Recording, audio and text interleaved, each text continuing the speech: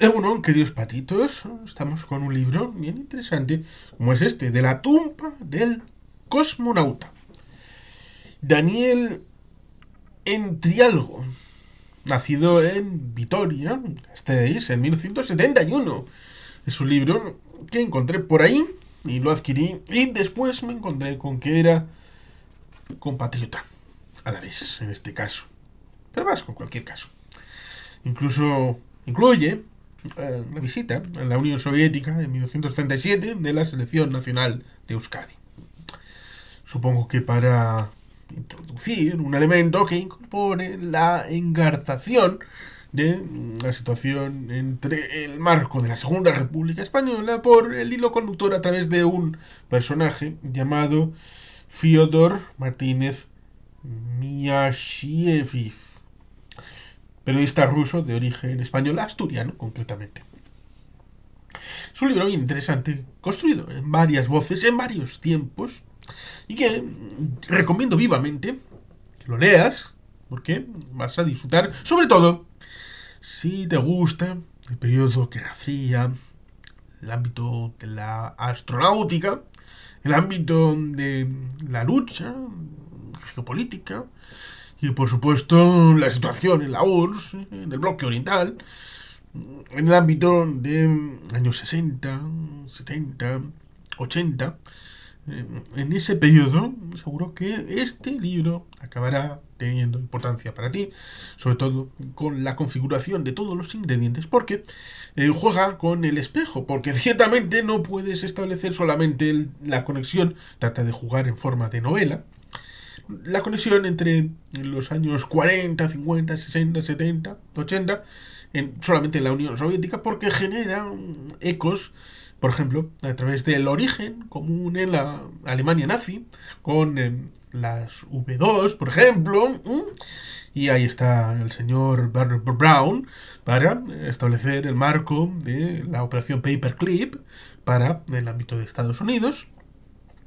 Por supuesto, esto derivará de la situación de los años 50, el programa Géminis, el programa Apolo, en el surgimiento de la Agencia Espacial de los Estados Unidos, es decir, la NASA, en el año 57, y por supuesto, la colusión con el proyecto del en Estados Unidos está el Mercury, que será el predecesor del Apolo, y en la Unión Soviética está el proyecto que lleva a la sonda espacial. Ahora se me ha ido el nombre. La sonda espacial, ¿cuál es? La primera sonda que surca el espacio generada por el hombre en el año 57. Ponlo en comentarios. Pues esa sonda, que generó problemas, llevó a la excitación, el poder político estadounidense, pero no llegaron a tiempo para el vuelo orbital del señor Gagarin en el año 61, en abril. 2 semanitas después, Alan Shepard hizo un vuelo suborbital en menos tiempo, de 15 minutos, cosa que evidentemente llevó luego a John Glenn y finalmente, en el final de la década, a la llegada a la Luna por Armstrong, Aldrin y Collins en el Apolo 11 con el cohete Saturno, esos cohetes grandiosos, enormes, herederos de la V2, en larga duración y en larga combinación, pero también los soviéticos tenían sus cohetes y sus enormes lanzamientos en Baikonur, que no era Baikonur, lo cual ciertamente nos lleva luego a Chernóbil, que no era Chernóbil, pero la ciudad era Pripyat, que también está incorporado en el ámbito del libro, porque hablamos del 66 y del 86, el 86 sobre todo como referido al 25 aniversario del primer vuelo, el de Gagarin. Y en esa forma de escarbar, como ya hicieron los propios egipcios en la época de Cleopatra, porque tenía más distancia, y todavía sigue habiendo más distancia entre Cleopatra y la primera dinastía, me refiero a Cleopatra séptima Filopator, y Cleopatra y nosotros. Y por tanto, estaban escarbando su origen remoto, lo mismo que hacemos actualmente sobre nuestro propio origen, por ejemplo, sobre la época del Imperio Romano y anteriormente también.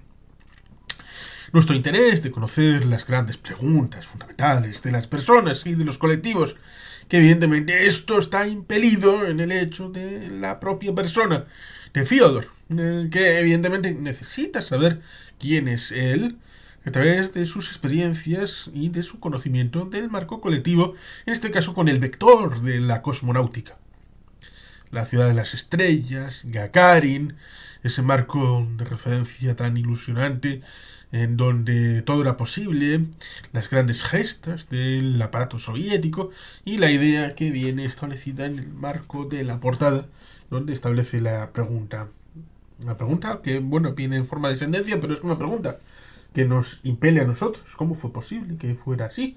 Es decir, el hecho de que era la URSS quien iba a ganar la carrera espacial. Pero una muerte lo cambió todo. Pero, claro, ¿qué pregunta se hace uno ante eso? ¿Por qué? El ingeniero, el responsable del programa, ese que fue ocultado hasta que murió en el 66, o murió en el 68. ¿Cuándo murió Korolev? Que no se supo que era Korolev hasta que murió. El diseñador jefe. Así era el título por el que se le conocía, que podía ser cualquiera. Así pasaba desapercibido. Era alguien que estuvo en los gulags después de la purga de Stalin. Sí, de Stalin. En el 37. Y esta gente, como por ejemplo el polaco Rokossowski, que apareció de repente, botiti flop, apareció en Sochi en octubre del año 40. Y de ahí para atrás, la biografía está vacía. ¿Dónde estuvo? En un gulag. Y le sacaron por la guerra. Pero eso entraría en el capítulo de El rompehielos, y tenemos suficientes vídeos sobre el rompehielos en este canal y de Víctor Suvorov. Y ciertamente, estamos hablando de Korolev, que tiene una biografía más o menos parecida a muchos soviéticos, donde la cohetería resultó importante cuando se vieron las orejas al lobo y la idea de la guerra, la Segunda Guerra Mundial. Y después de la guerra, evidentemente, se trató de captar el ingenio soviético a través de los alemanes. Pero los alemanes, los de primera, se los llevaron los americanos y los de segunda se los llevaron los soviéticos. Tuvieron que hacer de tripas corazón y de tratar de captar su propio ingenio a su propia gente, como por ejemplo Korolev, para tratar de llevar a los hombres al espacio. Y eso significó dificultades, complicaciones, robo de tecnología, por supuesto, espionaje, hasta finalmente construir su programa espacial, a pesar de que era una división subsidiaria en donde lo principal era la lucha de cohetes y de misiles, y que pudieran llegar lejos y que pudieran golpear fuerte. Esa lucha también estaba en Estados Unidos, no podemos olvidarlo, porque la culminación de todo aquello, que era secundaria, la visión espacial al marco de Guerra Fría, lo ejemplifica el hecho de que hubiera el Apolo 17, y ya hablaremos ciertamente de esta situación en detalle cuando llegue el aniversario.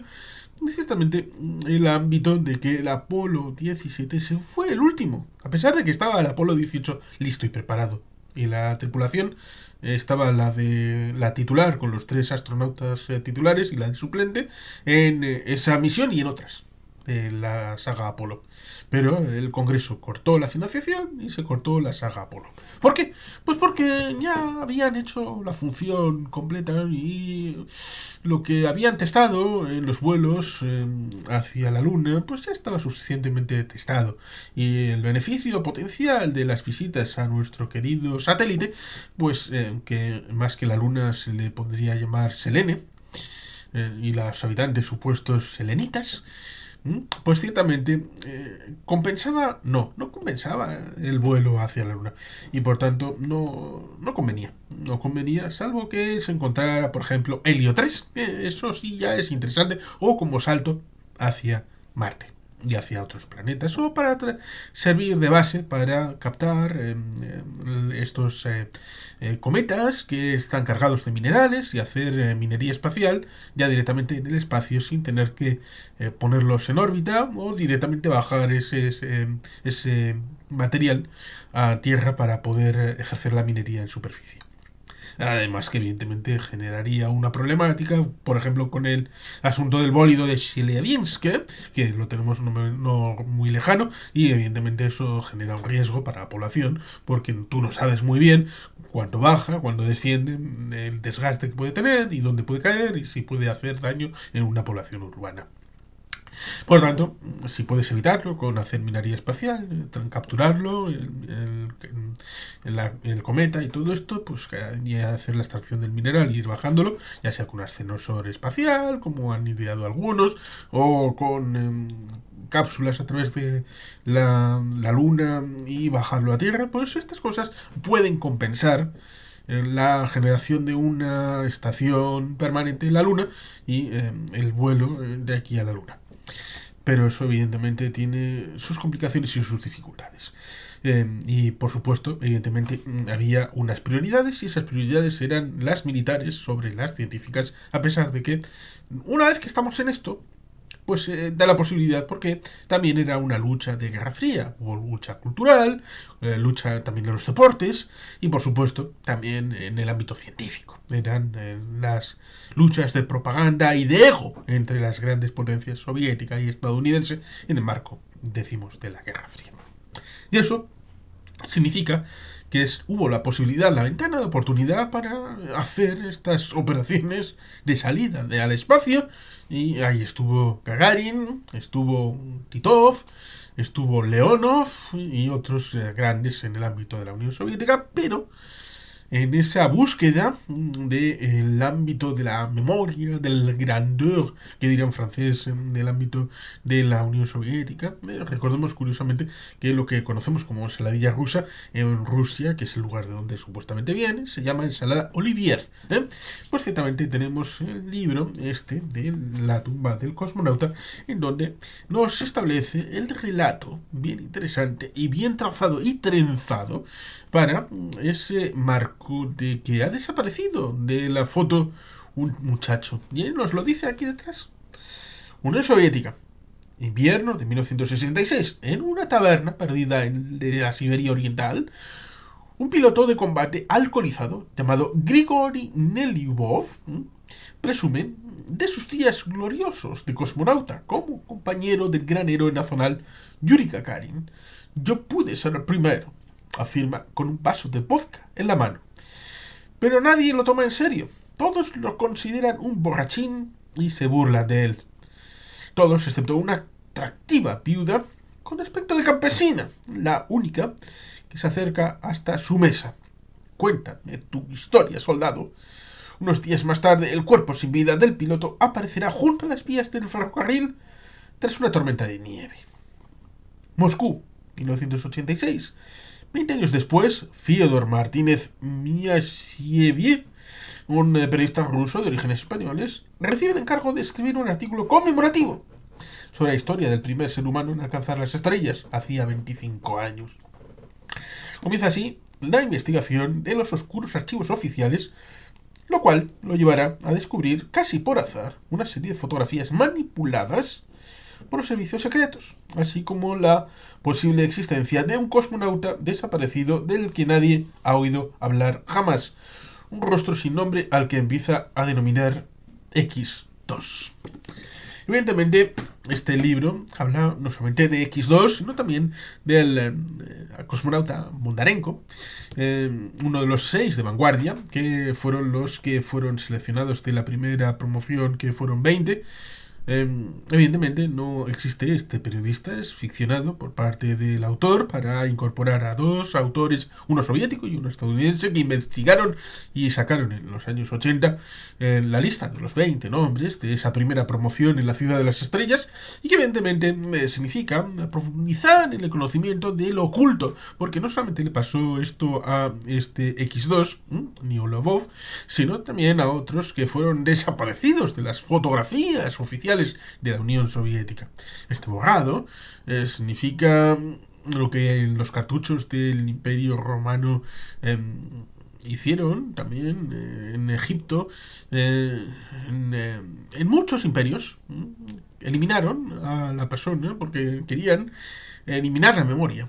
Damnatio memoriae, que decían algunos clásicos, la idea de destruir la representación en el legado, en el pozo de la historia de esa persona y su actuar, como si no hubiera existido. Y evidentemente esto genera disfunciones porque, debido a la propia idiosincrasia de la Unión Soviética en esos años, pues evidentemente Brezhnev, que sucedió a Khrushchev, tenemos ahí la película La muerte de Stalin, comentada en el canal, bien interesante, aunque compilada en un determinado momento, porque una película necesita acción y estar condensada, a pesar de que los eventos en la historia real fueron más esponjados. Pues ciertamente, Khrushchev trató de superar las dificultades generadas dentro del estalinismo y luego, después de la desaparición del señor Khrushchev, cuando en el año 64 se fueron a su dacha cuando estaba en verano, le dijeron: casi mejor que usted ya no vuelva a Moscú, se quede aquí el resto de su vida. El Leónidas Brezhnev, hasta el año 82, se ocupó, prácticamente con 18 años de mandato, se ocupó de tratar de revitalizar la Unión Soviética, pero la metió en un estado de sopor, en donde se quedó ahí estancada, y el estancamiento lleva a la degeneración de materiales, como todo el mundo debería de saber. Y evidentemente la Unión Soviética, en ese momento, en los años 60, que pudo ser grandiosa, pues se fue estancando en los años 70, y en los años 80 comenzó una visible decadencia, y eso era comprensible por todo el mundo cuando lo sucede Andropov y luego Chernienko, hasta el punto de que se ven obligados, y en la novela se comenta, ciertamente a saltar la matrushka varios candidatos porque se autoeliminaron con un comportamiento poco ejemplar, y al final acabó surgiendo Mikhail Sergeyevich Gorbachev. El Sergeyevich es el patronímico, es interesante porque Nikita era Sergeyevich, Nikita Sergeyevich Khrushchev, Mikhail Sergeyevich Gorbachev. Se insinúa también esa idea de que pudo ser un agente de la CIA. Se habla de Yakolev, que era el embajador en Canadá en 1984, cuando Gorbachev viaja como ministro de Agricultura a Canadá. Ahí el avión tiene una dificultad para despegar, tiene que pasar un determinado tiempo en la casa del embajador, que había sido expulsado de la Unión Soviética, pero como tenía suficiente poder, no fue directamente mandado al Gulag o a la desaparición, simplemente se le exigió que se exiliara, es decir, el pecado del destierro, y se le lanzó a Canadá. Y curiosamente los hados hicieron que este emergente político, como era Mikhail Sergeyevich Gorbachev, se capturara el momento en el 84, en ese lejano país del norte, Canadá, en donde estaba el legado del señor Trudeau padre, no Justino, sino Pierre, que fue primer ministro hasta el año 80 y después un poquito hasta el año 84. Es el legado de una socialdemocracia, pero con un país democrático, pues evidentemente pudo servir de atractivo para Yakolev para generar una idea de transformación de la Unión Soviética que fue transmitido a el señor Gorbachev. Y eso subió al poder en el año 85-86 con la perestroika y la glasnost para establecer una nueva Unión Soviética que no solamente debería de discursizarla, es decir, hacer el discurso para la transformación del país, sino ejercerla en la realidad. Y por eso en el tránsito final del libro se incorpora el ámbito de Chernobyl, el ámbito de Pripyat, el ámbito de la situación del desastre nuclear con el accidente de abril del año 86. Del 26 de abril, poco antes del 1 de mayo. Evidentemente esto está incorporado para, evidentemente, hacer esa doble situación con el accidente de Bondarenko, con el accidente de Chernóbil. Y la tumba del cosmonauta emula la idea de la tumba de la Unión Soviética. La propia Unión Soviética es la que está en esa tumba, a pesar de que esa tumba tiene nombres y apellidos, puede ser Bondarenko, puede ser Niulavov, puede ser también el propio Gagarin, con aquel accidente todavía no esclarecido y que el libro establece un marco general de referencia a través de lo que dice Leonov en su entrevista con el protagonista.